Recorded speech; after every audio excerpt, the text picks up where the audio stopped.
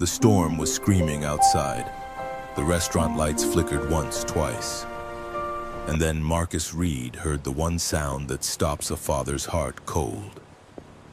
Silence. His daughter's laughter had vanished. He spun around his date, forgotten, his chest compressing with primal terror as he scanned the dining room. Empty booth where Lily had been coloring, no pink winter coat, no 7-year-old girl with hazel eyes too wise for her age. And then he saw it.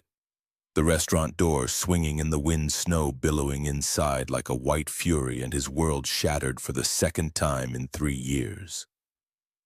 But this time, a stranger with sad eyes and a designer coat was already running into the storm beside him, and he didn't even know her name. 7 minutes earlier, Marcus had been standing outside Brennan's trattoria, with his hands shoved deep in his coat pockets, staring at the warm amber light bleeding through the frosted windows, wanting nothing more than to turn around and go home. He'd been standing there for 7 minutes exactly. 7 minutes of watching couples duck inside, shaking snow from their shoulders, laughing at nothing in particular. 7 minutes of remembering what it felt like to be half of something whole. 7 minutes of betraying the memory of the only woman he'd ever loved by even considering the idea of sitting across from someone new. The Chicago wind cut through the streets like a promise of pain, whipping December snow into spirals that danced beneath the yellow glow of streetlights. Behind him, Lake Michigan churned invisible in the darkness, sending gusts that turned the air into a weapon. Marcus had installed HVAC systems in worse weather than this. He'd crawled through attics in 100-degree summers and replaced furnaces in basements flooded with ice water. But standing here outside a restaurant on Christmas Eve, about to walk into what his sister-in-law insisted on calling a second chance, felt harder than any job he'd ever done. A small hand slipped into his, and he looked down to see Lily gazing up at him with those impossibly serious eyes. Emma's eyes he'd thought for 3 years before catching himself. Sarah's eyes. The same shade of hazel that changed with the light, the same intensity that saw straight through every lie he told himself. Her breath misted in the cold as the words came out, quiet but firm. Daddy, Aunt Caro says you can't be lonely forever. His throat tightened. He wanted to tell her he wasn't lonely, that having her was enough, that the apartment they shared was full of love, even if it echoed with absence. But Lily was looking at him with that fierce hope children carry when they haven't yet learned that some things stay broken no matter how hard you wish otherwise. I'm not lonely, sweetheart. I have you. Lily's voice carried a wisdom no 7-year-old should possess, the kind that comes from watching a parent disappear into grief and learning to navigate around the broken pieces.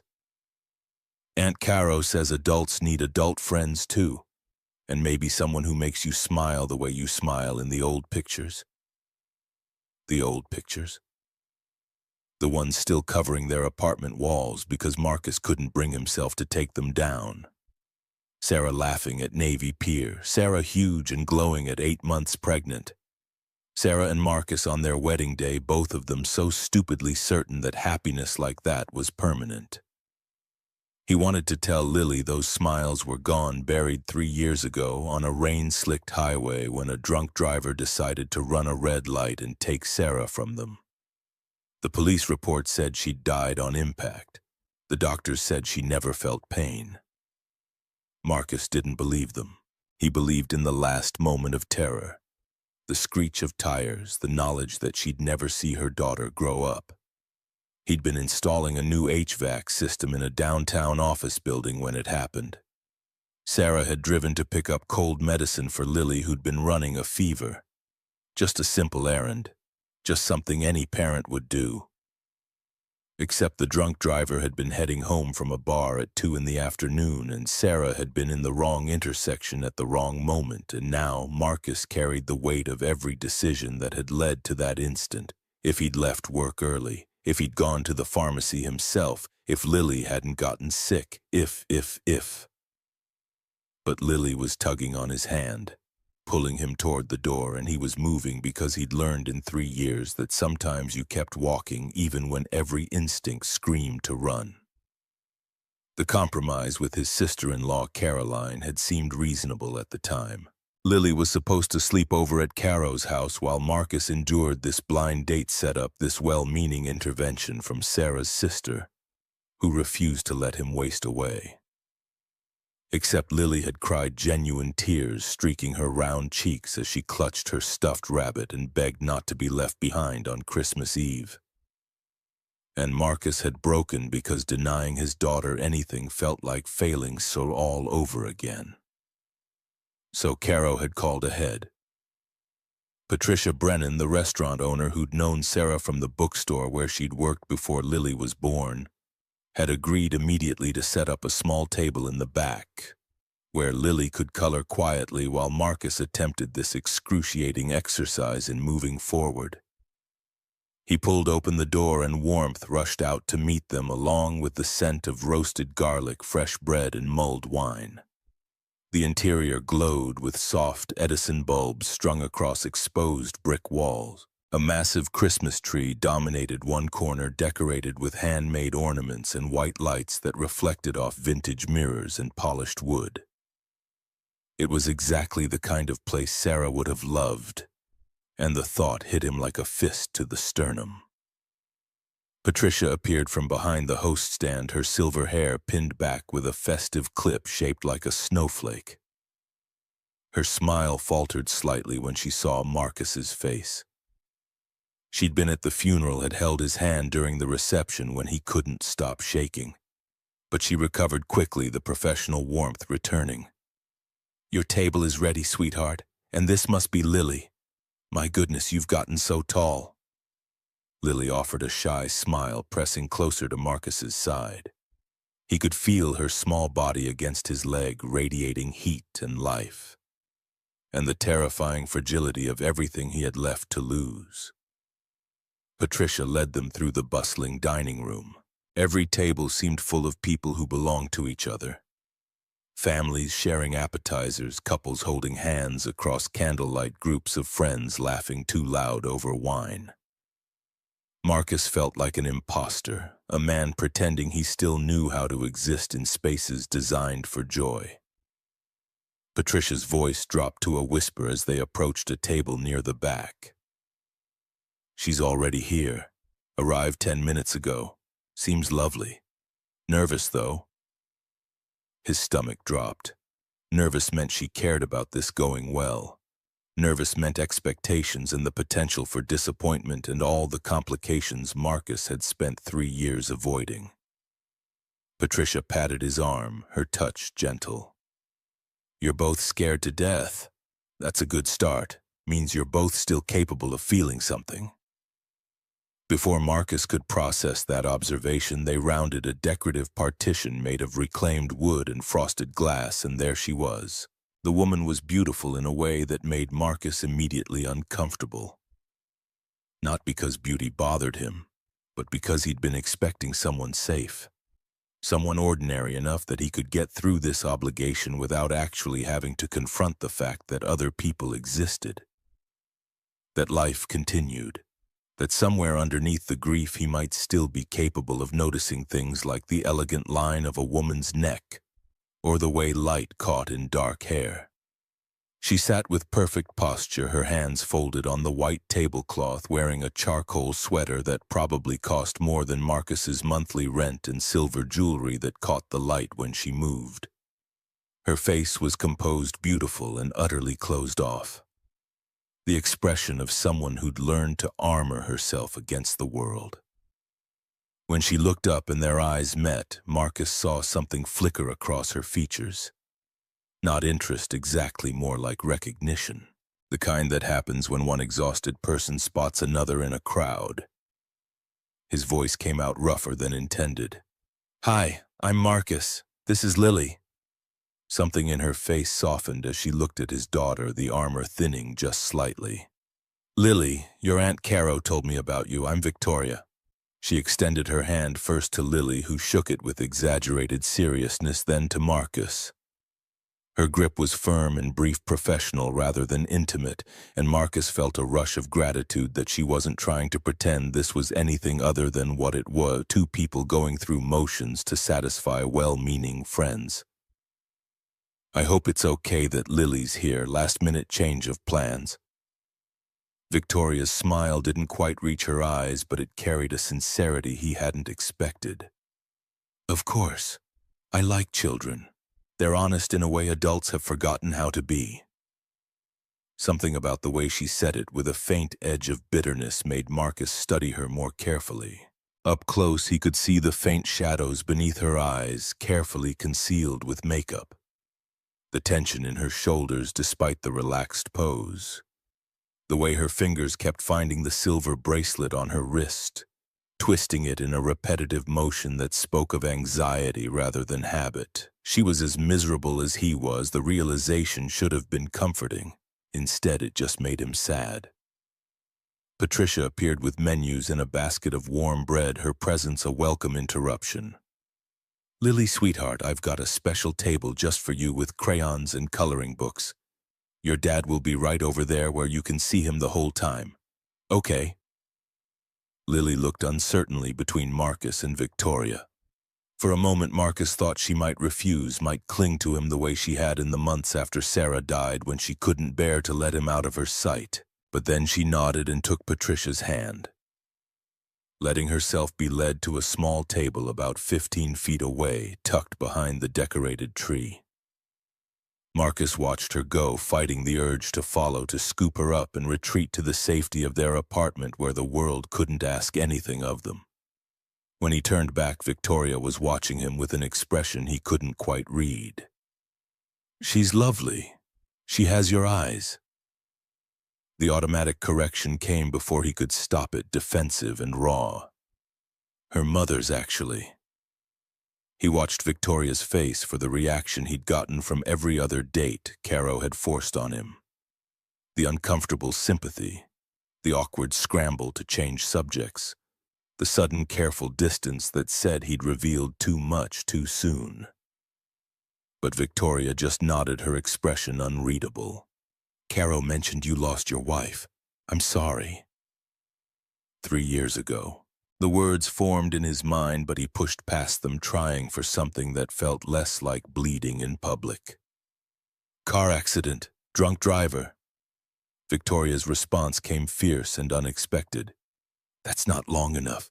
People always say it's been this much time, as if grief has an expiration date. It doesn't. Marcus stared at her.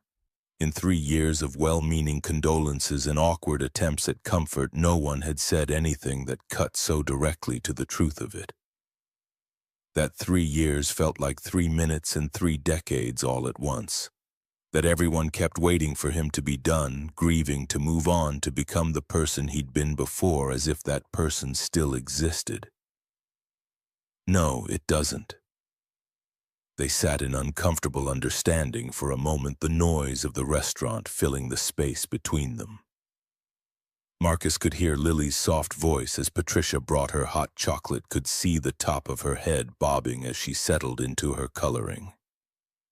Safe and occupied. A waiter appeared, young and enthusiastic, armed with a wine list and unwavering optimism. Good evening. Can I start you folks off with something to drink? We have a wonderful mulled wine special for the holiday. Marcus and Victoria spoke simultaneously, their voices overlapping. Water. The waiter's smile faltered. Just water. Victoria's tone made it clear the conversation was over. Just water. As the waiter retreated, clearly deflated, Victoria met Marcus's gaze, and he saw the faintest hint of amusement in her eyes. I hate mulled wine. It's basically hot fruit punch that makes you dizzy. Sarah loved it. The words escaped before he could stop them, and he immediately regretted bringing her up again. Sorry, I'm not good at this. Victoria picked up a piece of bread, then set it down without eating it. Her voice came quiet, almost confessional. Neither am I. My friend Simone has been trying to get me to get back out there for 2 years. She means well. They all mean well. She paused, her fingers finding that bracelet again, twisting. But it feels like everyone wants you to move on before you've figured out how to keep moving at all. Marcus felt something ease in his chest. Not comfort exactly. More like the relief of not having to explain himself. How long? Juliet's jaw tightened, a muscle jumping. My sister died 5 years ago. She seemed to weigh how much truth to offer, her eyes distant. My fiancé, he didn't die. He betrayed me with her best friend 6 months after the funeral. So I suppose I lost 2 people that year. The bitterness in her voice was sharp enough to cut, but underneath it Marcus heard something else. The same exhaustion he carried, the same bone-deep weariness of being asked to heal on someone else's timeline. I'm sorry. Her knuckles went white around the water glass. Don't be. He did me a favor, showed me that trust is just another word for temporary delusion. She said it lightly, but the pain underneath was raw enough that Marcus found himself leaning forward, drawn by the honesty of it. Before he could respond, there was a crash from somewhere in the restaurant. Dishes shattering, followed by a burst of laughter and applause as staff rushed to clean up. The sound made him flinch, muscle memory from the accident still carved into his nervous system. Every sudden noise was a car colliding with metal glass, breaking Sarah's last breath. His hands started shaking before he could control them, and he pressed them flat against the table, embarrassed. Victoria's voice cut through the spiral, sharp and present. Hey, breathe, it was just plates. He realized his breathing had gone shallow, his vision narrowing. The restaurant around him felt too loud, too bright, too full of people who didn't know that the world could end between one heartbeat and the next. I'm fine. Victoria's matter-of-fact tone somehow helped more than sympathy would have. You're not. Neither am I. That's why we're here, isn't it? 2 broken people going through the motions to satisfy everyone else's narrative about healing. She was right. God, she was exactly right, and Marcus didn't know whether to laugh or walk out. This is a terrible date, Victoria agreed without hesitation. The worst. I've been to funerals with better energy, and despite everything, the grief and the discomfort and the profound wrongness of sitting across from someone who wasn't Sarah, Marcus felt his mouth twitch towards something that might have been a smile. Should we just call it save ourselves the awkwardness of pretending to enjoy overpriced pasta? Victoria considered this, tilting her head slightly. In the candlelight, her features softened, and Marcus could see traces of the person she might have been before whatever had broken her. Probably, but I already drove through that nightmare storm outside, and I can see your daughter watching us from behind that tree with very serious investment in how this goes. She paused, and when she spoke again, her voice carried a different quality, vulnerability wrapped in challenge. So maybe we could just be honest. No pretending, no performance. Just 2 people having a meal and admitting it's terrible. Marcus glanced over at Lily, who was indeed peering around the Christmas tree. Her coloring forgotten. When she saw him looking, she waved enthusiastically, her whole face bright with hope. His chest ached with the weight of it. She thinks this is going to fix me, Lily. She heard Caro on the phone saying I needed to live again. And now she's convinced that if I just meet the right person, everything will be like it was before, like we can just replace what we lost. Victoria's response came simple and devastating. You can't. No one can replace what you lost. That's not how it works. I know that, but she's 7. She still believes in magic. Victoria's voice went soft, thoughtful. Maybe that's not the worst thing. Believing in something impossible. At least she hasn't given up. The words hung between them, heavy with meaning. Marcus studied Victoria's face, the careful makeup that couldn't quite hide the exhaustion, the expensive clothes that armored her against intimacy. The silver bracelet she kept twisting like a talisman against feeling anything real. She had given up. Somewhere along the way, she'd decided that hope was more dangerous than loneliness. He understood that impulse completely. The waiter returned with their water and took their orders with considerably less enthusiasm than before. Marcus ordered the first thing he saw, some kind of chicken dish he'd forget immediately. Victoria requested soup and salad, the kind of meal you order when you're eating out of obligation rather than hunger. When they were alone again, Marcus found himself asking what he hadn't meant to ask. What was her name, your sister? Victoria's hand stilled on the bracelet. For a moment he thought she wouldn't answer. Then quietly, Hannah. She was 19, freshman in college, meningitis. She had a headache one morning and by that evening she was gone. Marcus didn't have words for that kind of speed, that kind of cruelty. At least with Sarah there had been EMTs, a hospital, a few hours to say goodbye, even though she'd never regained consciousness. Not that it had helped, not that anything helped. Victoria continued, her voice distant, like she was reading from a script she'd memorized. She was supposed to be home for Christmas that year, but she stayed on campus for some party. I was so angry with her, we fought about it on the phone. She laughed, but it sounded like breaking glass. The last thing I said to her was that she was being selfish. That's what I get to carry forever. Selfish. That was my last word to her. Marcus reached across the table before he could think better of it, covering her hand with his. The touch felt significant, like crossing some invisible line they'd both been carefully avoiding. She knew you loved her. Victoria didn't pull away, but she didn't meet his eyes either. Did she? I spent so much time being the responsible older sister, the one who always had her life together, who always knew better.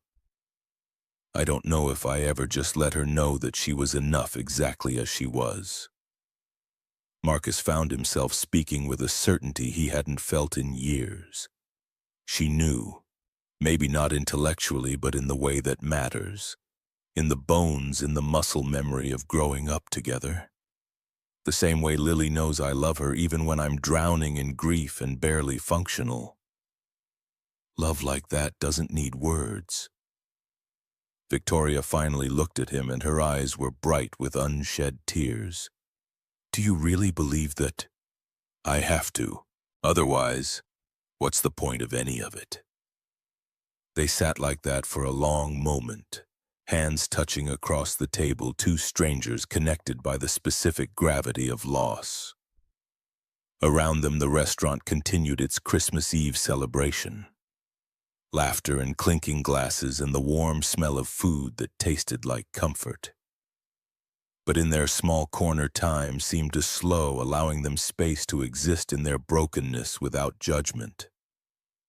Then Lily appeared beside the table, her hands stained with marker and her expression troubled. Daddy, the crayons are all wrong. Marcus blinked, pulling his hand back from Victoria's, the spell breaking. What do you mean, sweetheart? The blue isn't the right blue for the sky. It's too dark. It needs to be more happy. Despite everything, Marcus felt warmth bloom in his chest. This was pure Lily, seeing colors in terms of emotions, wanting the world to match some internal vision of how things should be. Sarah had been the same way, choosing paint colors for the apartment based on how they felt rather than how they looked. I'll see if Patricia has other crayons. But Victoria was already standing, her composure restored, the vulnerability from moments earlier locked away again. I'll check with the hostess. I could use a moment to... She didn't finish the sentence, but Marcus understood. Sometimes you needed to move, to physically step away from intensity before it overwhelmed you. As Victoria walked away, Lily climbed into her abandoned chair and fixed Marcus with a serious stare. The kind that said she was about to say something important, something she'd been thinking about for a while. Do you like her? Marcus hesitated, trying to find words that were honest but age-appropriate. I think she's sad, like I'm sad, but it's different sad. Lily's response came with the devastating clarity only children possess. Different sads. Like maybe if you put different sads together, they make something less sad. Marcus didn't have an answer for that. Lily's logic was uniquely her own, childlike, and yet somehow cutting right to the heart of things adults spent years in therapy trying to articulate. "That's not really how it works, sweetie," Lily challenged him without hesitation. "How do you know you haven't tried?" Before he could formulate a response that made sense, Lily was already scrambling down and heading back to her coloring table. Marcus watched her go, feeling off balance, like the world had tilted slightly and he was still finding his footing. When Victoria returned with a small box of crayons that Patricia apparently kept specifically for visiting children, her composure had been restored. The vulnerability from earlier was locked away again behind the professional mask. "She's very observant," Marcus agreed with a tired smile. "Too observant sometimes. She sees things that adults try to hide." Victoria's response carried weight. "Maybe that's her superpower, seeing the truth underneath all our careful pretending." Their food arrived and they ate in relative silence, but occasionally exchanging comments about the quality of the meal or the increasing intensity of the storm outside. Through the restaurant's tall windows, Marcus could see snow falling in thick sheets, accumulating rapidly on the sidewalks. Wind rattled the glass, and somewhere in the distance a car alarm wailed. Victoria observed, frowning. "It's getting worse out there." Marcus had lived in Chicago long enough to know the signs. Weather reports said light snow. Chicago weather reports are basically fiction. You learn to prepare for the opposite of whatever they say. She laughed at that, a real laugh that transformed her face completely. For just a moment, Marcus caught a glimpse of who she might be without the weight of grief and betrayal. Someone bright, someone capable of joy. Then the moment passed and the armor slid back into place. They were debating whether to order dessert when the restaurant lights flickered once, twice, and then held steady.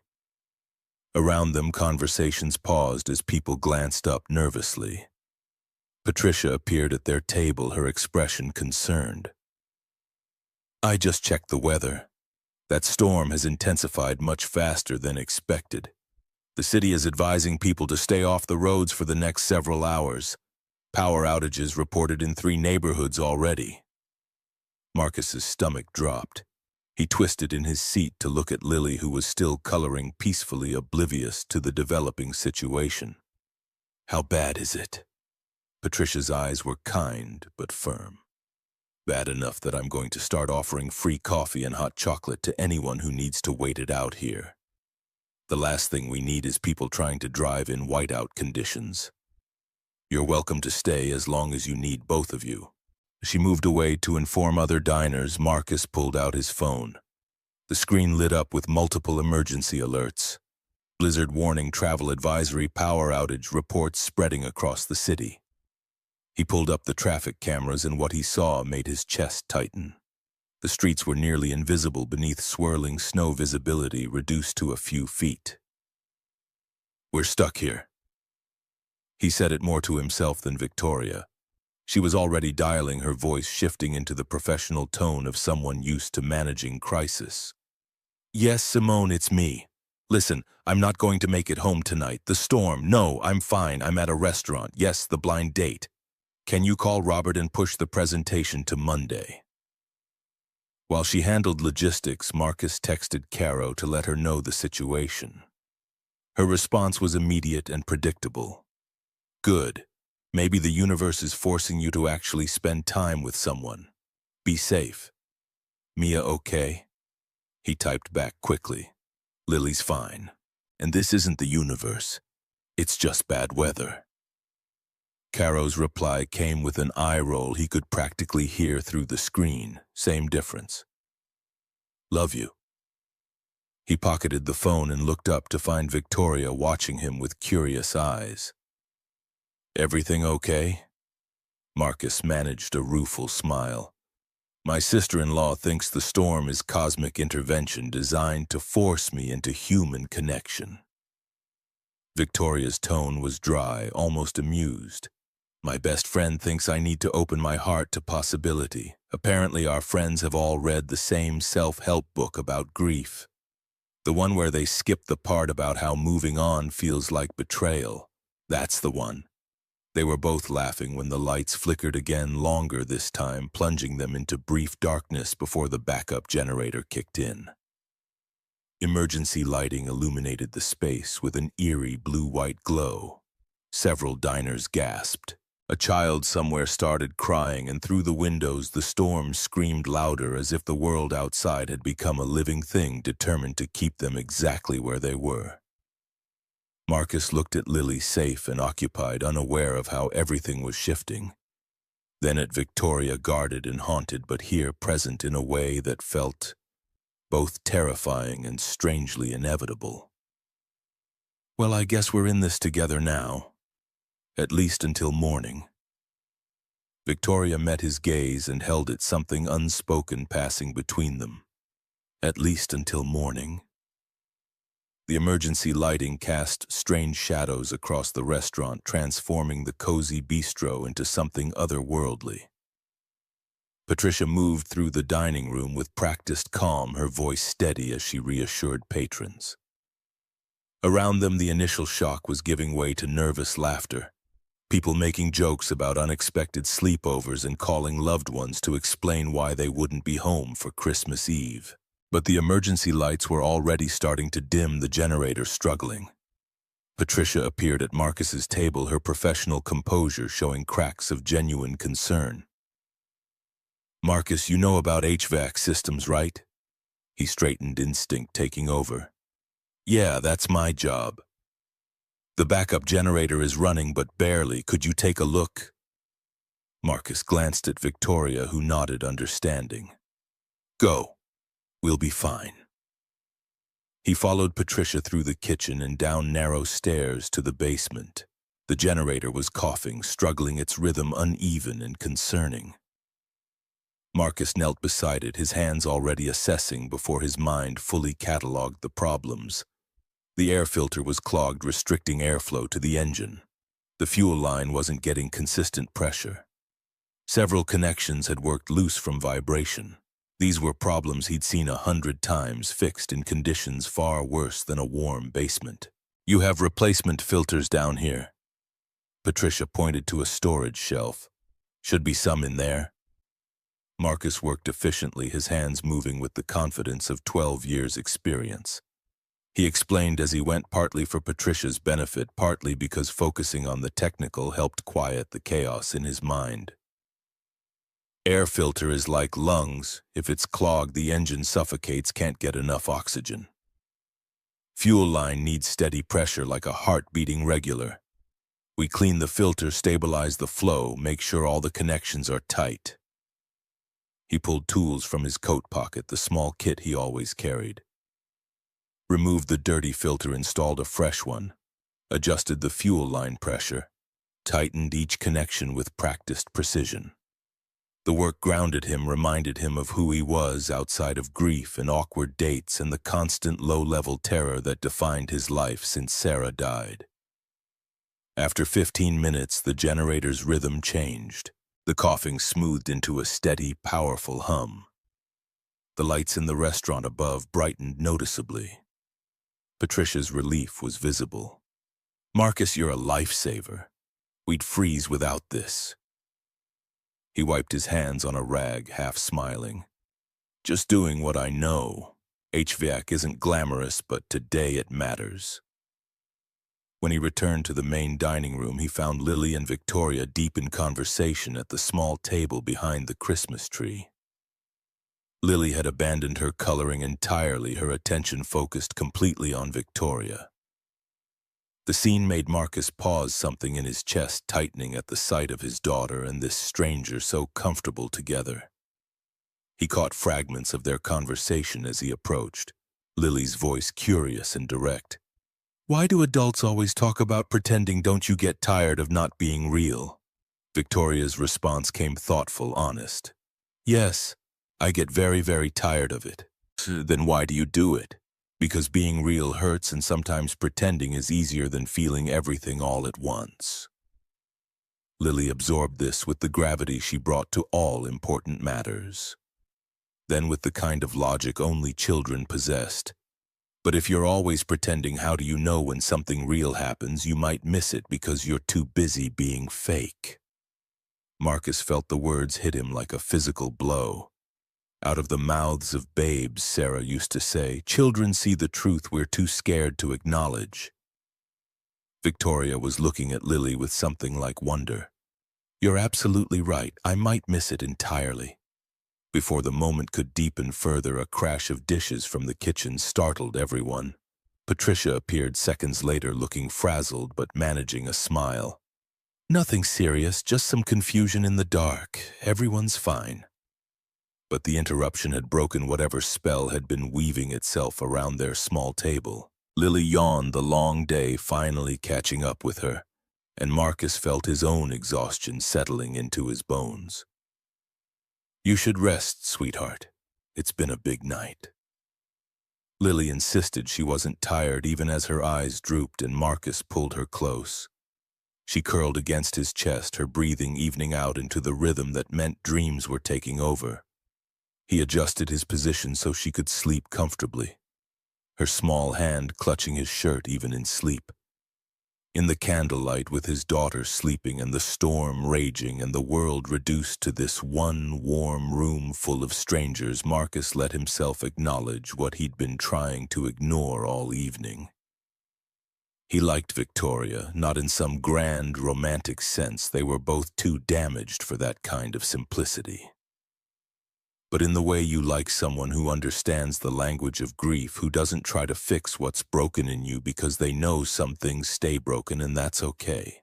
He liked that she was prickly and honest, that she didn't perform comfort or fake connection. He liked her, and it terrified him because liking someone meant opening doors he'd been keeping sealed with grief and guilt and the bone-deep certainty that he didn't deserve to feel anything good ever again.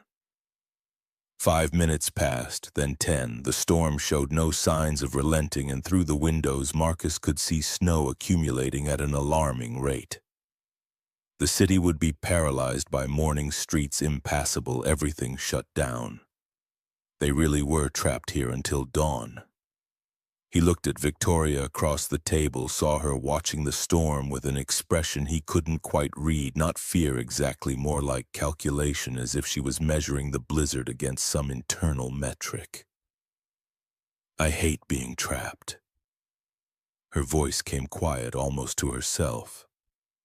Hate not having control over when I can leave, where I can go. Marcus understood that impulse more than he cared to admit. After Sarah died, he'd developed his own compulsions. Always knowing where Lily was, always having an exit strategy, always preparing for the next disaster because the universe had proven it didn't need much warning to destroy everything you loved. Does it work? The need for control.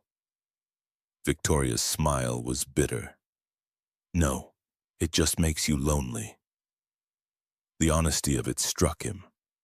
Here they were, two people who'd built entire lives around avoiding exactly this kind of vulnerability, trapped by a storm into confronting what they'd been running from.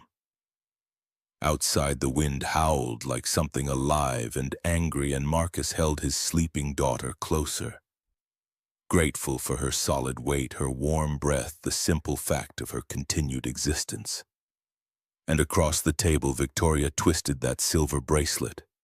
And for the first time in 3 years, Marcus didn't feel quite so alone in his brokenness.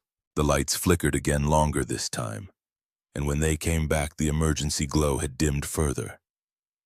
Marcus shifted carefully, trying not to wake Lily, but she stirred anyway, her eyes opening with that disoriented confusion children get when they fall asleep in one place and wake in another. "Daddy, what's happening?" His voice came out steady, the practiced calm of a parent who'd learned to function through chaos. "Storm got worse, sweetheart. We have to stay until it's safe to leave." Around them, the restaurant had transformed from a place of celebration into something else entirely. People were making beds from booth cushions, sharing blankets Patricia had brought from storage. Strangers were becoming temporary family bound by circumstance and the shared experience of being stranded. Lily rubbed her eyes, looking around with growing awareness. "Where's Victoria?" Marcus glanced toward where Victoria had been sitting, but her chair was empty. He scanned the dimly lit space and found her standing near the darkened bar phone pressed to her ear, her posture rigid with tension even from across the room. "She's making a phone call." But something about Victoria's body language set off alarms in Marcus's head. The way she held herself, shoulders hunched like she was trying to make herself smaller. The way her free hand gripped the edge of the bar. He'd seen that stance before in clients who were scared in his own reflection during the worst months after Sarah died. "Can I go back to coloring?" Marcus nodded, watching as Lily slid from his lap and returned to her table behind the Christmas tree. The crayons and paper seemed to anchor her, give her something familiar in an unfamiliar situation. She settled in with the focused concentration only children could manage her world, narrowing to the colors in her hand and the images in her mind. He should stay where he was. Victoria had walked away for a reason, had chosen distance for whatever conversation she was having. But that rigid posture, the way she kept glancing toward the door as if calculating escape routes, pulled at something in Marcus's chest. The same instinct that had made him good at his job, the ability to sense when systems were failing before they broke completely. He made his way through the clusters of people, past families huddled together and couples making the best of an unexpected adventure. As he got closer, he could hear fragments of Victoria's side of the conversation, her voice low but carrying an edge of barely controlled panic. "I understand that, Simone, but I'm telling you it's not safe. The roads are completely impassable. No, I don't think I'm overreacting." A pause, and Marcus saw her fingers tighten on the phone. "It's not about the presentation. I just need you to know where I am in case something happens. In case I need someone to know I was here." The words sent ice through Marcus's veins. "In case I need someone to know I was here." That wasn't the language of inconvenience. That was the language of genuine fear. Victoria ended the call and stood there for a moment, staring at her phone like it might provide answers to questions she hadn't asked. When she finally noticed Marcus approaching, her face did something complicated, emotions flickering too fast to name, before the professional mask slammed back into place. "Sorry, I needed to handle some work things." Marcus didn't believe her, but he also understood the impulse to lie about fear, to pretend everything was manageable when the world felt like it was closing in. "Your friend okay with you being stuck here?" Victoria's laugh came hollow. "Simone thinks this is romantic. Two people trapped by a storm forced to actually talk to each other. She watches too many movies." She turned to face him fully, and in the dim emergency lighting, Marcus could see something raw in her expression. Something she'd been working hard to hide all evening. "I need to tell you something about why I'm so uncomfortable being trapped here." Marcus waited, giving her space to find the words. "After Hannah died, I developed this thing. Anxiety attacks, PTSD. My therapist calls it hypervigilance. I'm constantly scanning for threats, constantly waiting for the next terrible thing to happen." Her fingers found that bracelet again, twisting hard enough that Marcus worried she might hurt herself. "So I always need to know where the exits are. Always need to be able to leave any situation instantly. Always need control, because if I can always escape, then nothing can hurt me the way losing Hannah hurt me." The honesty of it was devastating. Marcus understood that impulse in his bones, the desperate need for control in a universe that had proven itself chaotic and cruel. "Does it work?" Victoria's smile carried no humor. "No, it just makes me exhausting to be around, constantly preparing to run." Marcus found himself moving closer, not touching, but present. "I get it. After Sarah died, every time Lily was out of my sight for more than 10 seconds, I'd panic. Still do sometimes, like the universe is just waiting for another chance to take someone I love. Does it get better? The question hung between them, weighted with hope neither of them wanted to acknowledge. I don't know. 3 years and I'm still terrified all the time, but maybe the fear isn't the problem. Maybe trying to avoid it is what makes us do stupid things. Victoria looked at him, then really looked, and something passed between them. Recognition of shared damage, of parallel wounds, of two people who'd learned the same terrible lessons about how quickly everything could end. Before either could say more, Lily appeared at Marcus's elbow, her presence announced by the soft rustle of paper. She was holding her latest drawing, but her attention was entirely on Victoria. "Are you scared?" The question came with the blunt directness only children possessed.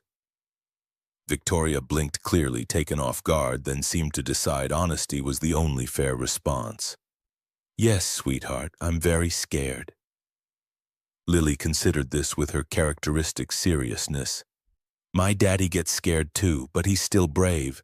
Mommy used to say being brave doesn't mean you're not scared, it means you do the thing even though you're scared." Marcus felt his throat close. Sarah had said those exact words to him the night before their wedding, when he'd confessed his terror at promising forever to someone.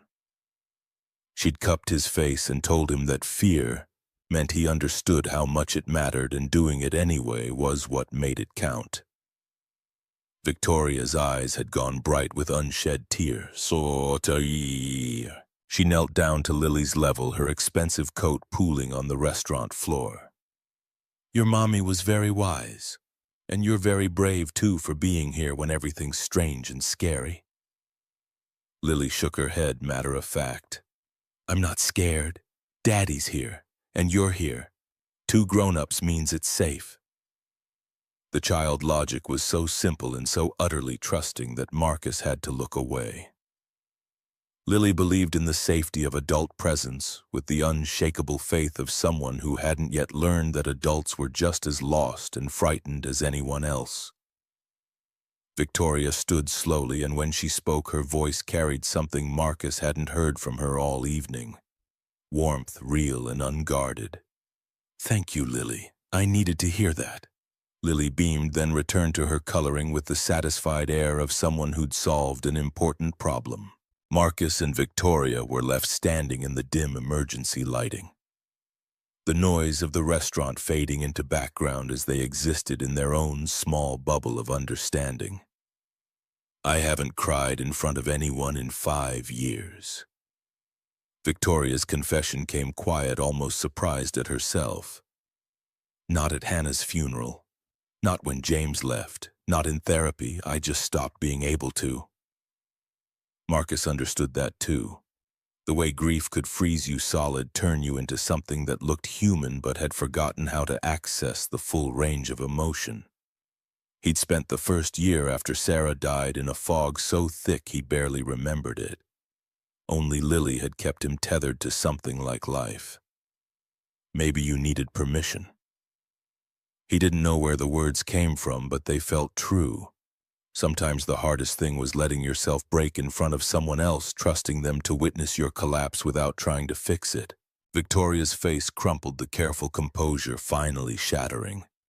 She made a sound that was half laugh, half sob, and then she was crying.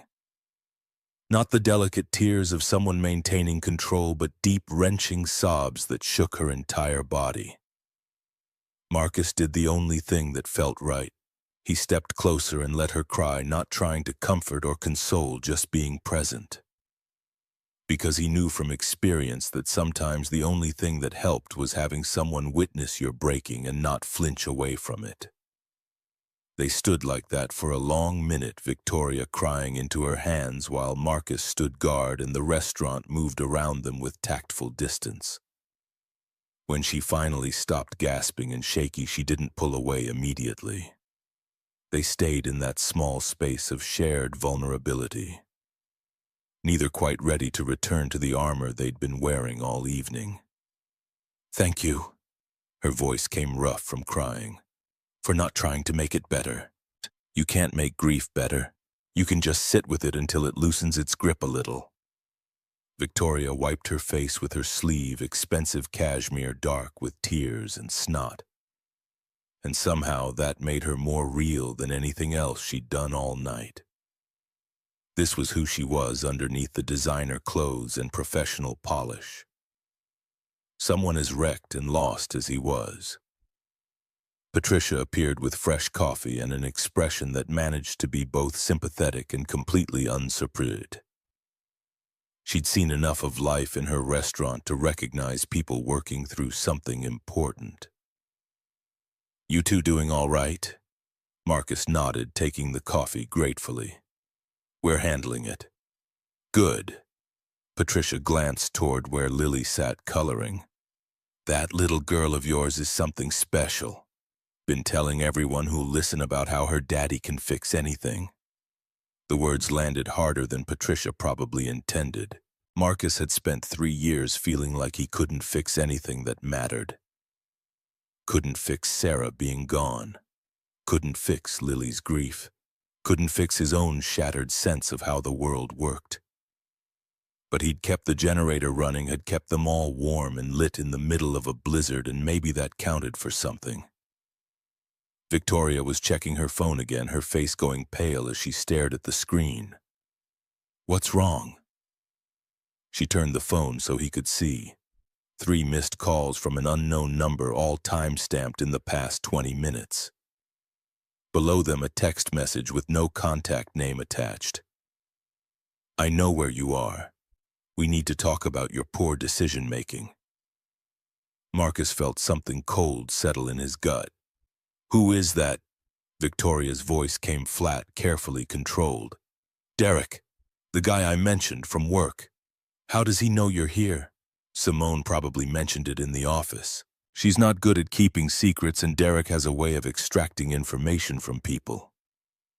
Marcus looked at the message again, at the specific phrasing. "Your poor decision-making." There was something off about it, something that felt more threatening than the words alone should convey. "Has he ever hurt you?" Victoria's hesitation was answer enough. "Not physically. But he showed up at my apartment once. Just knocked on my door at 2 in the morning saying he was worried about me.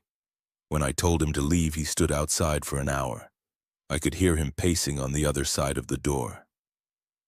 Marcus's protective instincts flared, the same ones that made him check every lock twice and kept him awake, listening for intruders who never came. "Did you call the police and tell them what?" "That my coworker knocked on my door.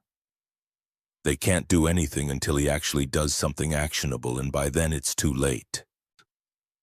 She said it with the weary knowledge of someone who'd already had this conversation, already understood how the system failed to protect people until after they'd been victimized. Before Marcus could respond, there was a commotion near the restaurant entrance. A burst of cold air as someone pushed through the door, voice raised and demanding. Marcus turned to see a man in an expensive overcoat, shaking snow from his shoulders. His face red from cold and something else. Entitlement, maybe, or anger. Patricia was already moving toward him, her voice carrying the firm politeness of someone dealing with a difficult customer. "Sir, we're not seating anyone new right now. The storm conditions are dangerous and we're asking people to shelter in place." The man waved her off, scanning the room with purpose. And when his eyes landed on Victoria, his face transformed into something that made Marcus's hands clench into fists. "Derek!" Victoria's voice came out strangled, and Marcus saw her take an involuntary step backward. Derek moved through the restaurant like he owned it. Ignoring Patricia's protests, his attention fixed entirely on Victoria. He was tall, well-dressed, with the kind of aggressive confidence that came from never hearing the word no and meaning it. When he reached them, he positioned himself between Victoria and Marcus, his body language deliberately blocking Marcus out of the conversation. "Victoria, we need to talk." Her voice came steadier than Marcus expected. "I have nothing to say to you. Please leave." Derek laughed, but there was no humor in it. "Come on, Vicky, don't be dramatic. I just want to understand what you're doing here. With him." The way he said him with that particular emphasis set Marcus's teeth on edge. Derek's eyes flicked toward Marcus for the first time, assessing and dismissing in the same glance. "I'm here because I want to be. Now leave before I have Patricia call the police." Derek's expression shifted, becoming something uglier. "The police, really? That's what we're doing now, after everything I've tried to do for you?" He turned to face Marcus fully, and his smile was all teeth and malice.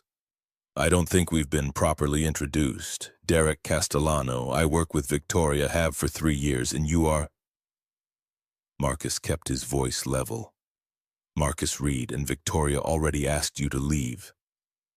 "Marcus Reed." Derek repeated the name like he was tasting it, finding it wanting. "And what do you do, Marcus?" It wasn't a genuine question. It was the opening move in some game Derek had clearly played before, a way of establishing hierarchy and dominance. "I'm an HVAC technician." Derek's eyebrows rose in exaggerated surprise. "HVAC? How industrious? Blue-collar work? Good, honest labor?" Every word dripped with condescension, and Marcus felt Victoria tense beside him.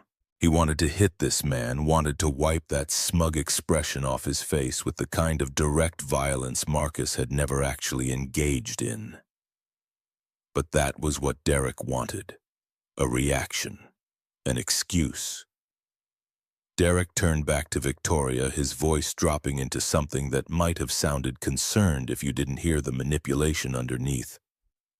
"I can't believe you actually went through with it. When Robert floated the idea, I thought it was a joke, but you really committed to the bit." Victoria's face went white.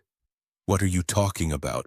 "Oh, don't play innocent. The whole office knows about Robert's little social experiment, pairing executives with, how did he phrase it, less privileged matches to teach us humility during the holidays." The words landed like physical blows. Marcus felt his world tilt, all his insecurities crystallizing into terrible certainty. Less privileged matches, a social experiment. He'd been set up, used as some kind of charity case for rich people to feel better about themselves. Derek's smile widened, sensing blood in the water. "I mean, I have to admit the rescue scene earlier was Oscar-worthy, really sold it. I'm sure Marcus here thinks you actually care." Victoria was shaking her head, trying to speak, but Derek rolled over her protests. "Please, I saw the email chain. Robert feeling guilty about his wealth, deciding to give back by setting up blind dates between executives and people struggling to make ends meet. Very noble. Very pointless." Marcus heard the words, but they seemed to come from far away. His mind was cataloging every moment of the evening, reframing it through this new lens. Victoria's careful attention, her understanding about grief, her willingness to stay despite the storm, all of it had been performance. Rich people playing at compassion while he'd been stupid enough to think real connection was forming.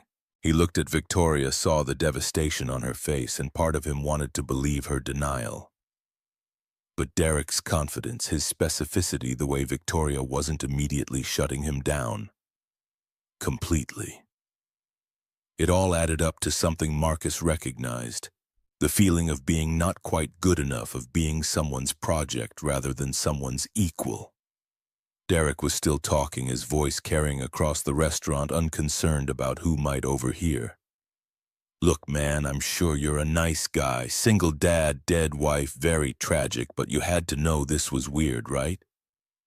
A woman like her suddenly interested in someone who, what did you say, installs air conditioning?"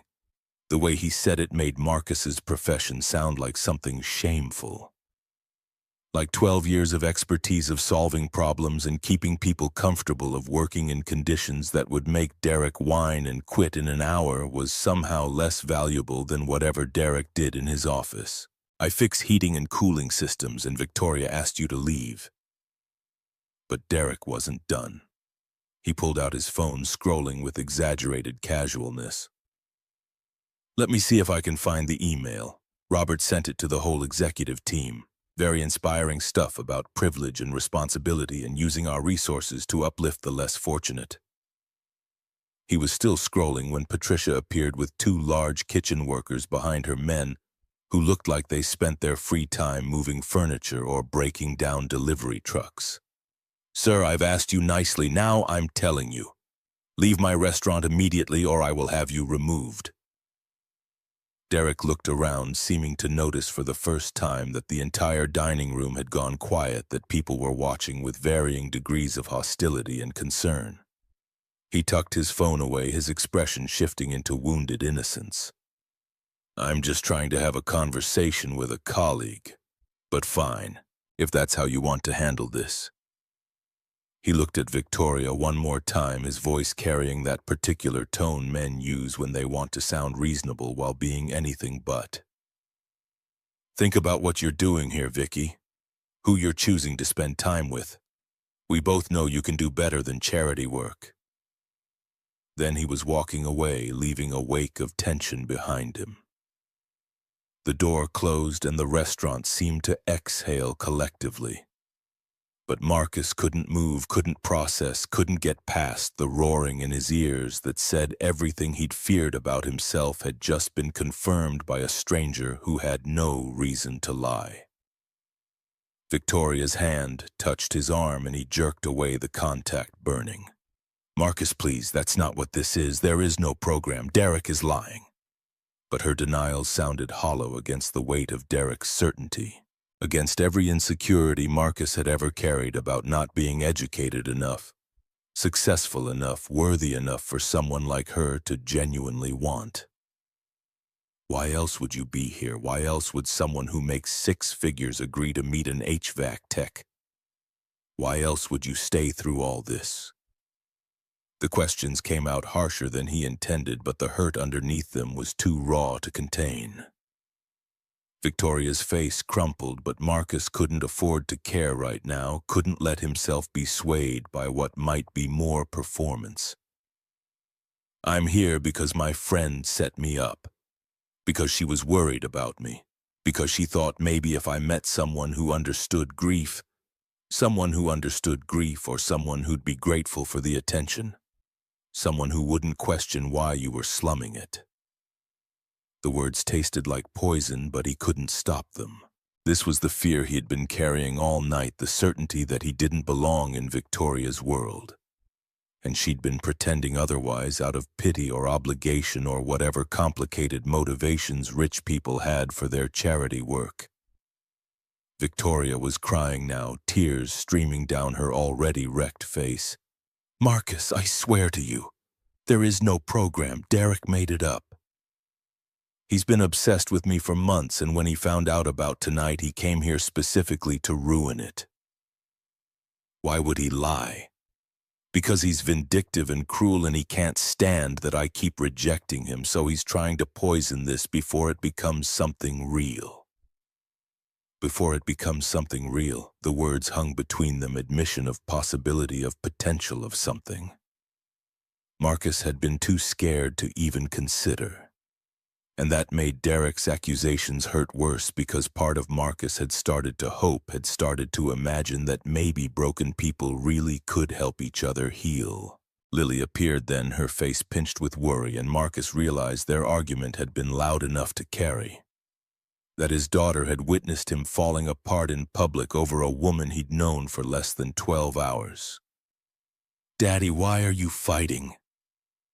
He knelt down, trying to smooth his expression into something that wouldn't scare her.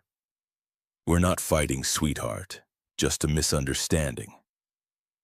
But Lily was looking at Victoria with those two old eyes, seeing things she shouldn't have to see. That man was mean.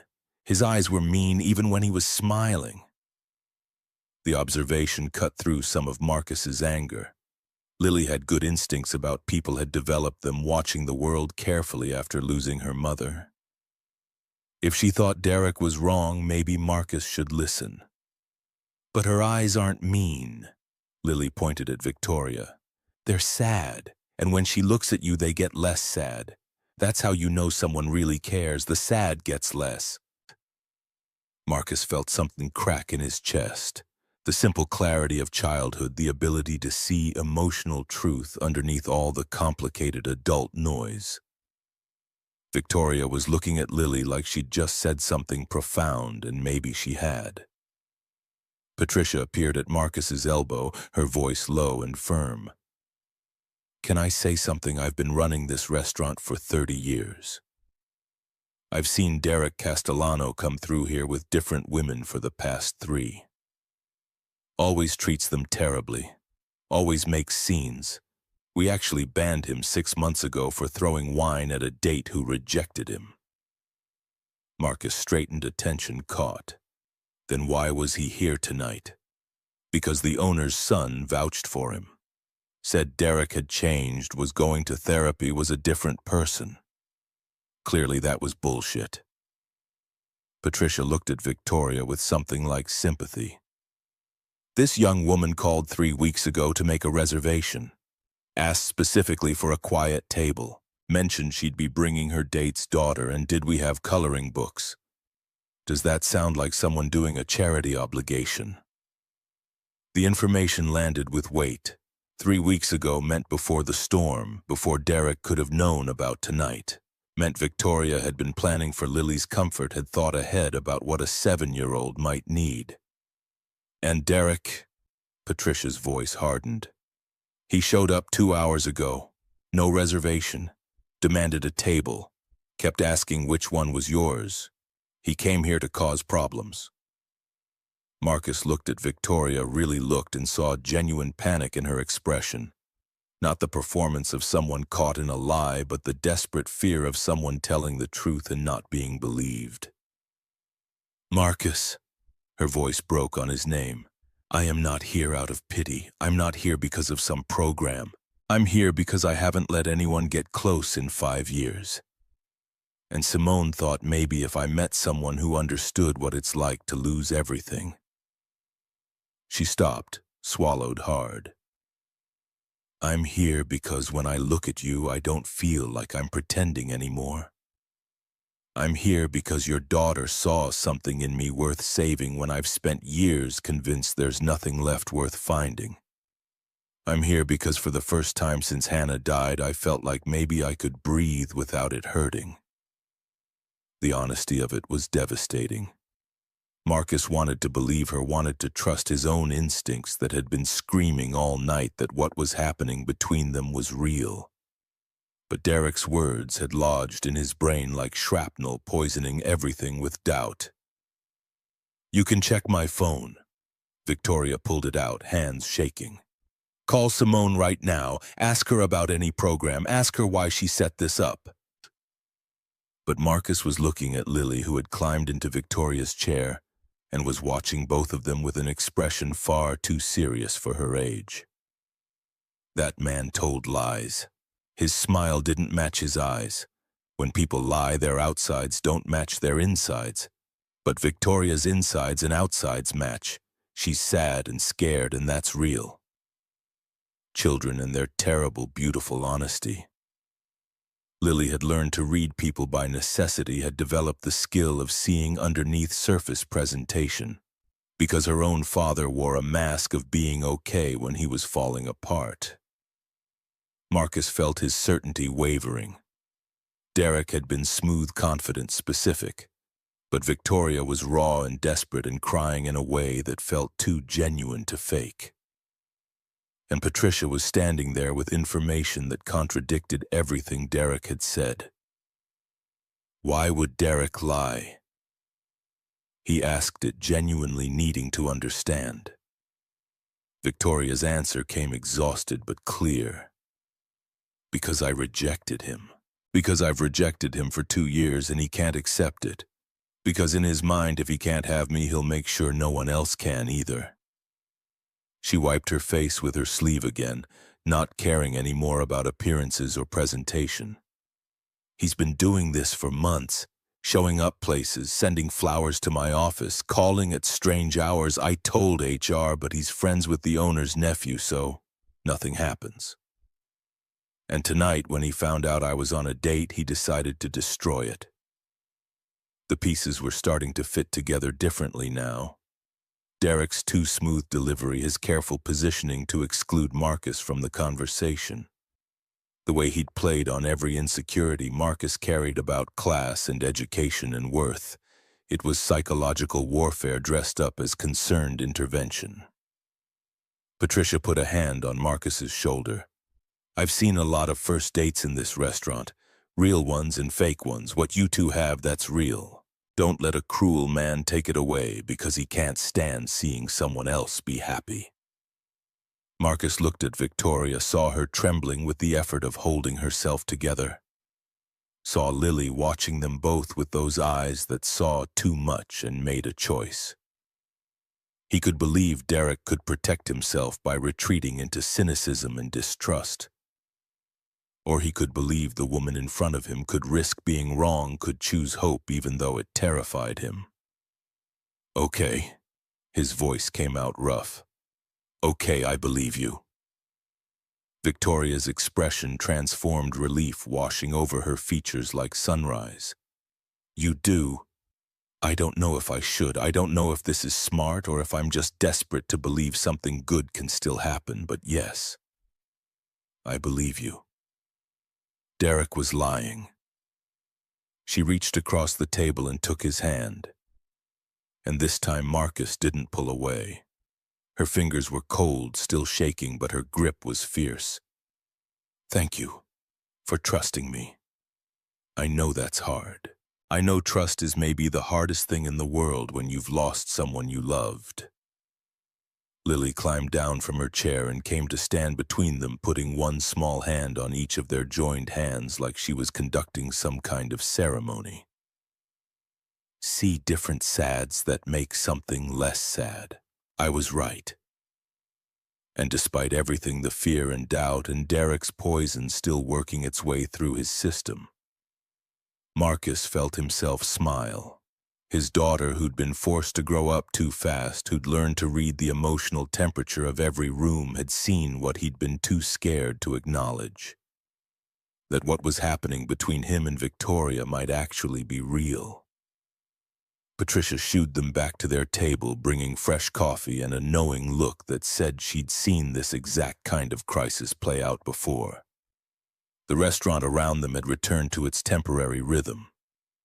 People settling in for a long night, but in their small corner things felt different now, like they'd survived something together, passed through a test. Neither of them had expected.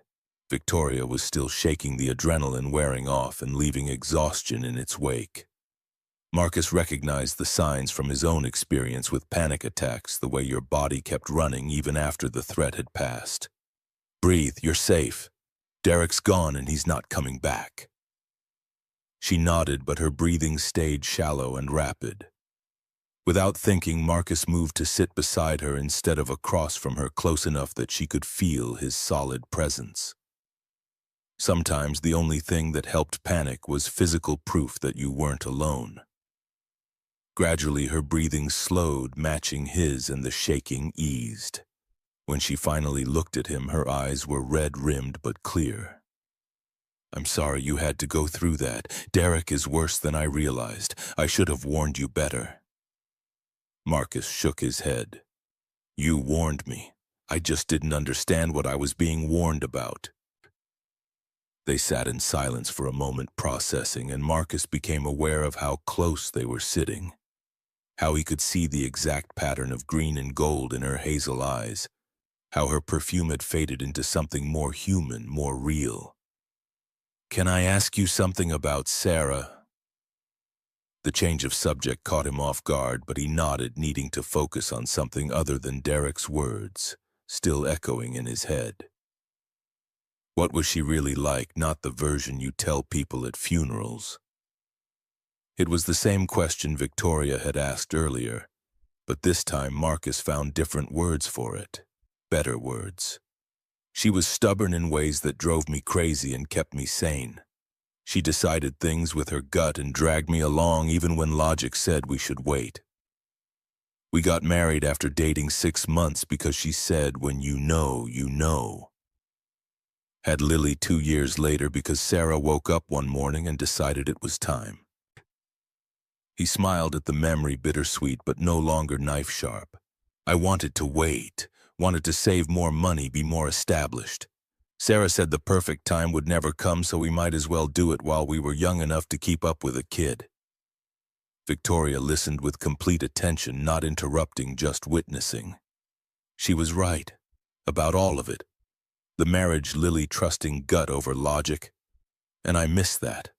Miss having someone who could cut through my tendency to overthink everything and just decide. Lily has that same quality. Marcus agreed, looking toward where his daughter sat, contentedly coloring. She gets it from Sarah. The certainty. I'm all anxiety and second-guessing, but Lily just knows things. Like tonight. She knew you weren't lying. She knew before I did that I wanted to be here. The admission hung between them, Victoria's voice barely above a whisper. Marcus turned to look at her, saw vulnerability written across every line of her face. I didn't come here expecting anything.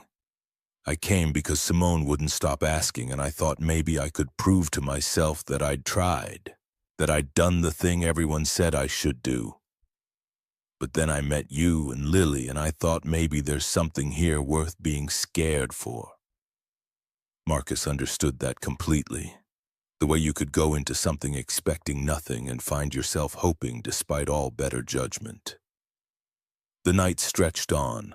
Around them, the restaurant continued its transformation into temporary shelter. People were sharing stories, strangers becoming connected through shared experience. Patricia and her staff moved through the space, keeping everyone fed and warm, and Marcus marveled at the resilience of it. How humans could take a crisis and turn it into community. Lily eventually fell asleep again, this time with her head on Victoria's lap. The trust implicit in that gesture wasn't lost on Marcus. His daughter, who'd been cautious around new people since Sarah died, had decided Victoria was safe. And Lily's instincts had rarely been wrong. Victoria stroked Lily's hair with the same gentle rhythm Sarah used to use. And Marcus felt something shift in his chest. Not the sharp pain of betrayal he'd been expecting. More like the first crack in ice that's been frozen solid for too long. Thank you for believing me. Victoria's voice came quiet, not wanting to wake Lily. About Derek, about all of it. Thank you for being worth believing in. Outside, the storm was finally starting to weaken. The wind's howl had dropped to a moan, the snow falling with less violence. Through the windows, the faintest hint of gray was beginning to lighten the eastern horizon. Morning was coming, bringing with it the end of this strange night and the question of what came after. Marcus looked at Victoria, at his daughter sleeping peacefully in her lap, and realized he wanted to find out. Wanted to see if what they'd found in crisis could survive in daylight. Wanted to be brave enough to hope badly, as Victoria had put it earlier, to risk being wrong in service of the possibility of being right. When this is over, when the storm clears and we can leave, I'd like to see you again. Victoria's smile came slow and genuine. I'd like that too. And in the growing light of Christmas morning, with the storm finally passing and two broken people choosing to risk hope, Marcus allowed himself to imagine that maybe Lily had been right all along. That different kinds of sadness brought together could create something less sad. Maybe even something like joy. Dawn broke pale and uncertain over Chicago, the storm's fury spent, but leaving behind a city transformed. Snow covered everything in drifts that would take days to clear. Patricia had kept the coffee flowing all night, and now, as weak sunlight filtered through the windows, people began the slow process of digging out. Calling for rides, making their way back to lives that had been suspended for 12 hours. Marcus stood outside with Lily bundled against him, watching Victoria's car emerge from a snowbank with the help of two other stranded patrons. Her face was flushed from exertion, her designer coat streaked with wet snow. and she looked more alive than she had all night. "I'll text you." She directed it at Marcus, but her eyes kept finding Lily. "Tonight, just to make sure you both got home okay. I'd like that." They stood in the parking lot, the morning air sharp enough to hurt, and Marcus realized he didn't want her to leave, which was insane given they'd met less than 24 hours ago. But something had shifted during the night, some fundamental reordering of what he thought possible. Victoria knelt down to Lily's level, her voice gentle. "Thank you for being so brave last night, and for reminding me that real things matter more than safe things." Lily threw her arms around Victoria's neck with the unself-conscious affection of children who hadn't learned to guard their hearts yet. Victoria held her for a long moment, and when she pulled back, her eyes were bright again. "See you on New Year's." Lily made it sound like a solemn promise. "Don't forget about us." "I couldn't if I tried." Then Victoria was in her car and Marcus was loading Lily into his truck, and they were separate again. But his phone buzzed before he'd even left the parking lot. "Made it to my car. Thank you for last night. For all of it. I know it was strange and terrifying and probably a terrible idea, but I'm glad it happened." Marcus smiled at the screen like a teenager, then caught Lily watching him in the rearview mirror with a knowing expression that was far too old for 7. "You like her?" Not a question. Lily had decided this was fact, and Marcus wasn't going to convince her otherwise. "Yes, sweetheart. I think I do." The days between Christmas and New Year's passed in a strange state of suspended animation. Marcus went to his jobs fixing furnaces that had failed in the cold snap, crawling through attics and basements, while his mind kept returning to a restaurant on Christmas Eve, to conversations that had felt like surgery without anesthesia necessary and painful and somehow healing. He texted Victoria constantly. Nothing profound, just observations about his day that felt important to share. Client's furnace made a sound like a dying walrus. Turned out to be a loose belt. Sometimes the dramatic problems have simple solutions. Her response came within minutes, even though he knew she was in back-to-back meetings. Wish the same were true for people. My presentation went well, but I kept thinking about how none of it actually matters. What matters then? The 3 dots appeared and disappeared several times before her answer came through. Honestly, last night mattered. Everything else feels like going through motions. Marcus saved that message, read it again during lunch breaks, used it as evidence that he hadn't imagined the connection. On the 28th, Caroline called demanding details he'd been avoiding. He gave her the edited version, left out Derek and the near disaster, focused on the parts that felt safe to share. "So you're seeing her again?" "New Year's Eve, just low-key at the apartment." Caro's voice went thick with emotion. "That's huge, Marcus. Sarah would be so happy for you." The words landed with unexpected weight. Marcus had been carrying guilt about Victoria, about feeling anything for someone new. But Caro was right. Sarah had loved him too fiercely to want him frozen in grief forever. She'd have wanted him to keep living, keep trying, keep opening himself to whatever came next. "I miss her." He said it because it was true, because it would always be true. "I'm scared that moving forward means leaving her behind." You can't leave behind someone who's part of you. Sarah's in Lily in the way you see the world, in every choice you make. You're not replacing her, you're just making room for more. After they hung up, Marcus sat in his truck outside a client's house and let himself cry for Sarah, for the life they'd had, for the fact that time kept moving even when you wanted it to stop. And for the terrifying possibility that maybe he could love again, without betraying what had come before. On the 29th, Victoria sent a photo of her apartment window overlooking the snow-covered city. The next day, Marcus sent back a picture of Lily's latest drawing. A house, 3 figures, and yes, a dog. She's lobbying for a dog now. Dogs are great. Unconditional love, no complicated motives. You sound like Lily. She says I should listen to you because you're clearly the smartest person she knows. Your daughter has excellent judgment. New Year's Eve arrived with clear skies and brutal cold. Marcus cleaned the apartment with nervous energy that had nothing to do with dust and everything to do with Victoria seeing where he actually lived. The space was small, the furniture worn photos of Sarah everywhere because he still couldn't bring himself to take them down. What would Victoria think walking into a home that was essentially a shrine to his dead wife Lily changed outfits 3 teas before settling on a purple dress with snowflakes, the one Sarah had bought her last Christmas? Marcus felt the familiar pang seeing it but didn't ask her to change. Sarah was part of this, would always be part of them, and Victoria understood that. His phone buzzed at 5:30. I'm nervous. What if Christmas Eve was just adrenaline and crisis bonding? What if in normal circumstances we have nothing to say to each other? Marcus typed back quickly, wanting to ease the anxiety he could feel through the screen. Then we'll know, and we'll handle it. But I don't think that's what this is. How can you be sure? Because I've been thinking about you every day for a week. Not about the storm or Derek or any of the dramatic parts. Just you. The way you laugh when you're surprised. How you cried without apologizing for it.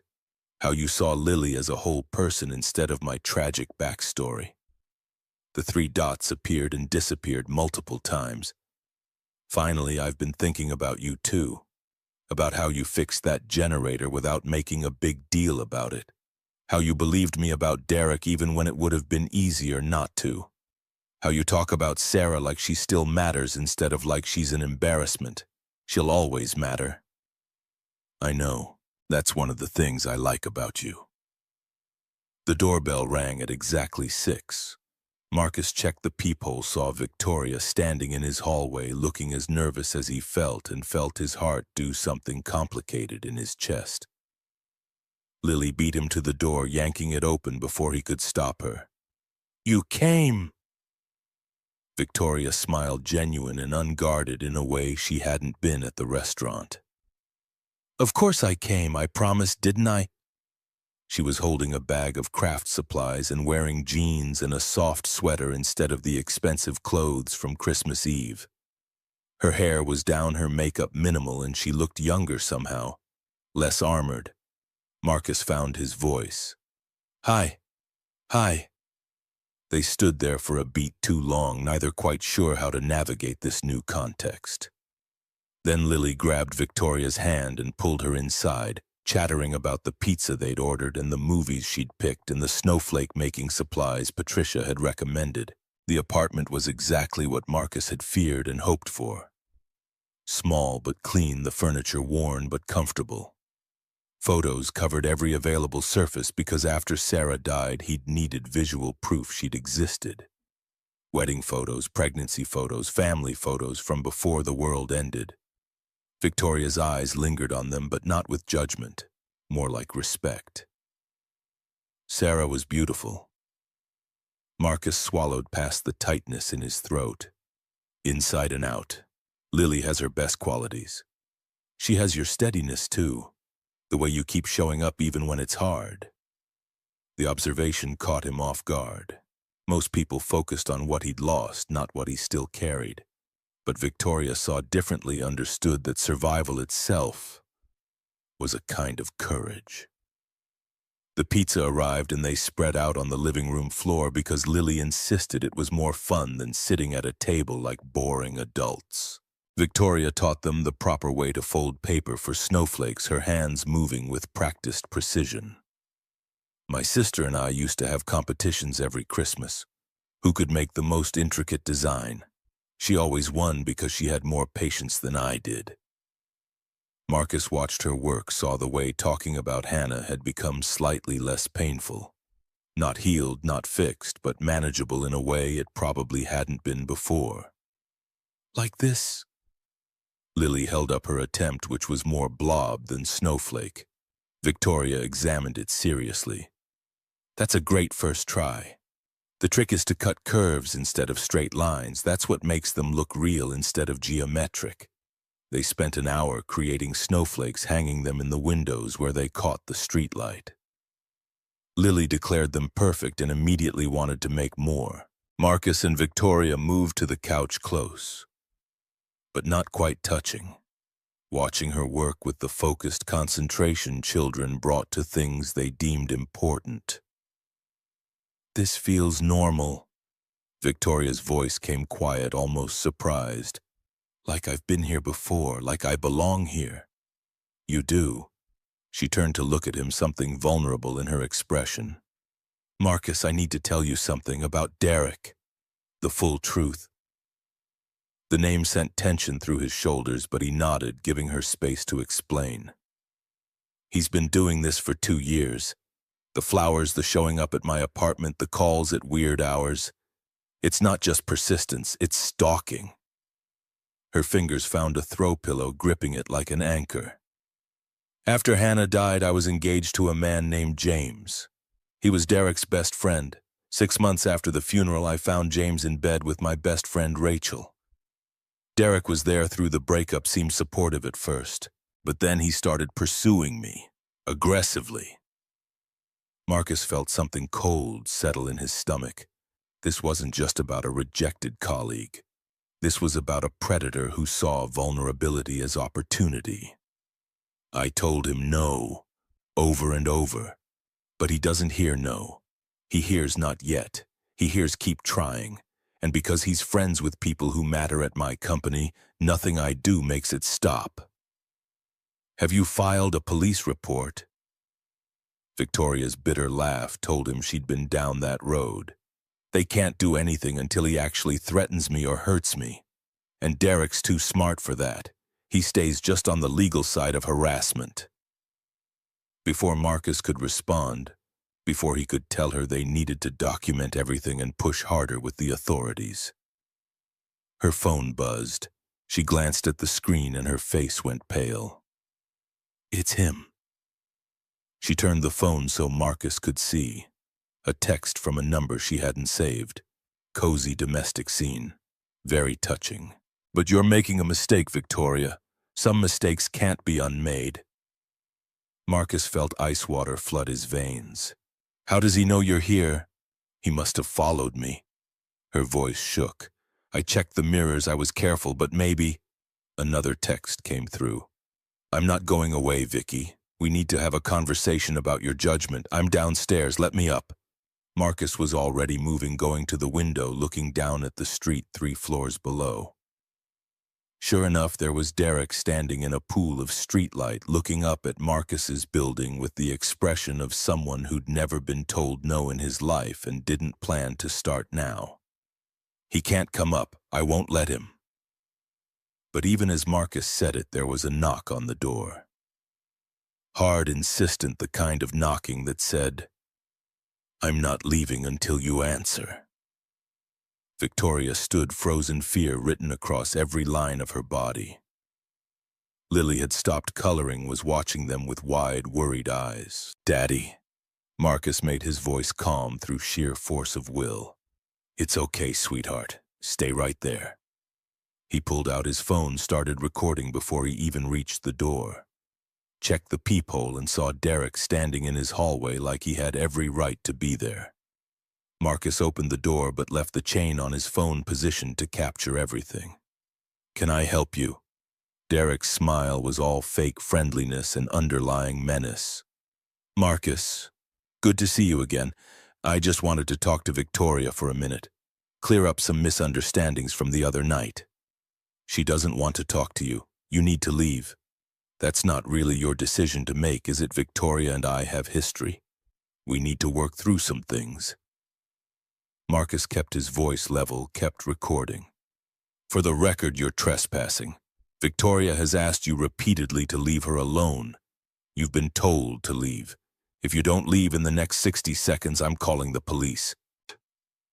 Derek's expression shifted, the mask slipping to reveal something uglier underneath. "You think the police care? You think anyone's going to believe that I'm harassing her? I'm trying to have a conversation with a colleague. That's not a crime." Showing up at someone's private residence after being told no is harassment. Following someone to a location they didn't share with you is stalking. And right now, you're being recorded threatening both of us. The mention of recording made Derek's eyes narrow. He pulled out his phone like he was going to call someone, but before he could. Another door opened down the hall. Mrs. Margaret Walsh, Marcus's elderly neighbor, stepped out in her robe and slippers. She was holding her phone also, recording her expression sharp despite her age. "Marcus, everything all right? This man is refusing to leave after being asked. I was just about to call the police." Mrs. Walsh's voice carried the authority of someone who'd lived through 8 decades and wasn't impressed by entitled young men. "I already called them. Told them someone was trying to force entry. They're on their way." Derek looked between them, seemed to realize he'd miscalculated badly. But instead of leaving, he doubled down. "This is absurd. Victoria, come out here and tell them this is a misunderstanding." Victoria appeared behind Marcus, her face pale but her voice steady. "It's not a misunderstanding. I don't want you here. I don't want you calling me, texting me, showing up places. I want you to leave me alone. After everything I've done for you. After I was there when James left. This is how you repay me, by shacking up with some blue-collar nobody." The contempt in his voice when he said blue-collar hit every insecurity Marcus carried, but he refused to take the bait. This was what Derek wanted, a reaction that would make Marcus look like the aggressor. "I'm going to say this once more. Leave now or wait for the police to remove you." Derek pointed at Victoria, his control finally cracking completely. "You're making a huge mistake. I could give you everything. Stability, status, a life that makes sense. Instead, you're throwing it away for what? Charity work, playing house with a grieving widower." Victoria's voice came fierce and clear. "I don't want everything. I want to be left alone. I want you to accept that no means no. I want you to stop acting like you have any claim on my life." In the distant sirens. Derek heard them too, seemed to realize this had gone past the point of smooth-talking his way out. He backed toward the stairs, but not before delivering one final threat. "This isn't over. You'll realize what you're giving up, and don't come crying to me when reality sets in." Then he was gone, his footsteps echoing in the stairwell. Marcus kept recording until he heard the outside door slam, then stopped the video and immediately texted it to himself as backup. Police arrived within minutes, 2 officers who took statements from Marcus, Victoria, and Mrs. Walsh. They watched the videos, saw Derek's escalation, made notes with expressions that said they'd seen this before and knew how it usually ended. "We can't arrest him tonight, but this is documented. You should file for a restraining order first thing Monday. With these videos, you'll get it." The lead officer, a woman in her 40s with tired eyes, looked at Victoria with something like recognition. "I know it doesn't feel like much, but having this on record matters. If he violates the restraining order, we can act. Until then, vary your routines. Don't go anywhere alone. Keep documenting everything." After they left, Victoria collapsed onto Marcus's couch, shaking so hard her teeth chattered. Marcus sat beside her, not touching yet just present. Lily came to sit on Victoria's other side, leaning against her like physical contact might help. "You protected her." Lily's voice came small but certain. "Like you always protect me." Victoria's laugh sounded like it hurt. "I'm sorry. I brought him into your life, put you both in danger because I was too weak to handle him on my own." Marcus turned her face toward his gently. "You're not weak. You're surviving someone who's been targeting you for years. And you're not alone anymore. We're going to handle this together." "Why would you want to? I'm a disaster. I come with stalkers and trauma and enough baggage to fill a warehouse." "So do I. Dead wife, grief-stricken kid, decades of working-class insecurity. We're well-matched disasters." The absurdity of it made her smile through tears. They sat like that, the three of them tangled together on the couch until the shaking stopped and Victoria's breathing evened out. The television showed the ball drop countdown starting in Times Square. Midnight was coming whether they were ready or not. Marcus got up to check the locks, make sure every window was secure, do all the things that would never actually keep danger out, but made him feel like he had some control. When he returned, Victoria and Lily were making hot chocolate in the kitchen, Lily explaining very seriously how much marshmallow was the correct amount. The domesticity of it, the normalcy of these two people he'd known for less than a week moving through his space like they belonged, made something in Marcus's chest crack open wider. On the television, the countdown began, 10-9-8. Around the city and world, people were celebrating, kissing, making resolutions they probably wouldn't keep. 7-6-5. Lily was almost asleep again, fighting it with determination born of not wanting to miss the moment. 4-3-2. Marcus looked at Victoria, really looked, and saw someone brave enough to keep trying despite every reason to give up. Someone who'd run into a blizzard to help a stranger and sat on a restaurant floor and cried without shame and now stood in his kitchen making hot chocolate with his daughter like this was exactly where she was meant to be. 1. The ball dropped. Fireworks exploded on screen. The crowd roared celebration. Marcus leaned in slowly, giving Victoria time to pull away, and kissed her. Gentle, tentative, a question more than a statement. She kissed back, and for a moment his mind tried to compare it to kissing Sarah. But then Victoria's hand came up to cup his face, and the comparison dissolved. This wasn't better or worse, just different, new, its own thing entirely. They pulled apart and Lily murmured without opening her eyes, "Told you so." They both laughed, the tension of the evening finally breaking. Marcus scooped Lily up, carried her to her bedroom, tucked her in with her stuffed rabbit. By the time he returned, Victoria had cleaned up the hot chocolate supplies and was standing at the window looking at the snowflakes they'd made. "Stay." He hadn't planned to ask, but the word came out anyway.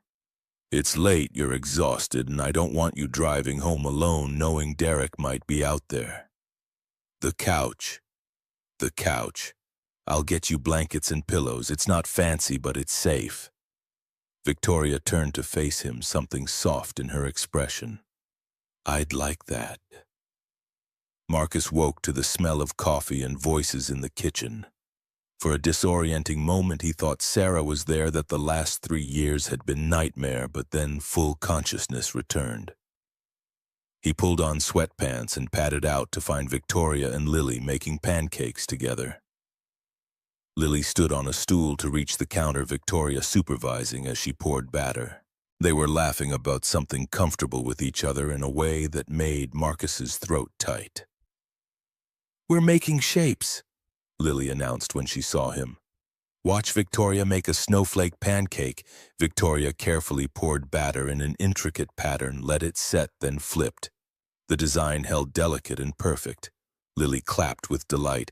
"Your turn, Daddy. Make a heart." Marcus tried.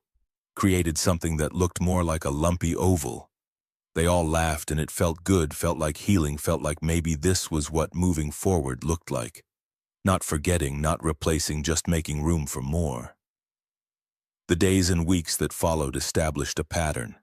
Victoria came over twice a week at first, then more. Lily's drawings started including 3 figures instead of 2. Marcus found himself planning his schedule around seeing Victoria, found himself thinking in terms of we instead of I. In February, they went to Valentine's dinner and Marcus was called to an emergency repair. Victoria brought Lily to the job site and the client assumed they were married. Victoria didn't correct them. Neither did Marcus. In March, Victoria met Sarah's parents. The dinner was tense until Lily climbed into Victoria's lap and started explaining her latest drawing project. Sarah's mother watched them together and later pulled Marcus aside. "She's not trying to replace Sarah. That matters." In April came Lily's 8th birthday. Victoria brought expensive art supplies and stayed to help with the party. Afterward, Lily asked if she could call Victoria something besides Victoria because it felt too formal for family. May brought Marcus to Sarah's grave with Victoria beside him. He introduced them, felt foolish doing it, but needed to mark the moment somehow. Victoria laid flowers, not trying to insert herself, just honoring what had come before. In June, they stood at Hannah's grave together. Victoria introduced Marcus to her sister, and for the first time talking about Hannah didn't feel like bleeding out. It felt like keeping her memory alive. By late June, Victoria's lease was ending. The question of moving in arose during dinner at Marcus's apartment, Lily sleeping over at Caro's house for once. "I could renew for another year." Marcus looked at her across the table, this woman who'd become central to his life in 6 months. "Or you could move in here. Is that what you want?" "Yes, Lily wants it too. She's been campaigning hard." Victoria laughed. "She made me a PowerPoint presentation." "She what?" "On your laptop, reasons why Victoria should live here. Complete with charts showing how much time I already spend here and graphs of Lily's happiness levels correlated with my presence." Marcus had to laugh at that. His daughter, who'd learned to manipulate data to support her arguments. "She's terrifying. She's wonderful. But Marcus, are you sure this is big? If it doesn't work, we can't just undo it. Then we'll handle it honestly like we've handled everything else. But I think it will work. I think we're already family. Might as well make it official." Victoria moved in that July. Her expensive furniture looked odd next to his worn couch, but they made it work. Made everything work through communication and compromise, and the shared understanding that they were both still healing and probably always would be. Christmas Eve came around again, 1 year since the storm. They returned to Brennan's trattoria, Patricia greeting them like returning heroes. She led them to the same table where everything had started, and Marcus felt the full weight of time passed. Everything had changed. They had changed. But the core of what they'd found that night remained solid. They ordered the same meals, mostly for tradition. Lily sat between them instead of at her separate table, holding both their hands like she was conducting the connection between them. "This is where we became family." Lily announced it like historical fact. Victoria's eyes filled with tears, but she was smiling. "Yes, it is, sweetheart." Patricia brought out special dessert tiramisu with a candle. "For your anniversary, may you have many more." Lily insisted they make a wish together. Marcus looked at Victoria, saw her looking at him, and knew they were thinking the same thing. They already had what they'd wished for. They'd found each other in a storm and chosen to keep choosing each other every day since. Later, back at home, Lily asleep in her room, Marcus and Victoria stood by the window looking at the original snowflakes from that first New Year's Eve. They'd yellowed with time, but still caught the light, still marked the moment when two broken people decided to risk hoping. "I never thought I'd be here." Victoria's voice came quiet. "Happy. Building a life with someone. Feeling like maybe the universe didn't completely destroy me." Marcus wrapped his arms around her from behind, resting his chin on her shoulder. "Me neither. I thought my life ended when Sarah died, that I'd just go through motions until Lily grew up. And now I want to keep going. Not because I have to, because I want to see what happens next. With you, with Lily, with whatever we're building here." Victoria turned in his arms. "Hope badly." Marcus smiled at the callback. "Hope badly, together."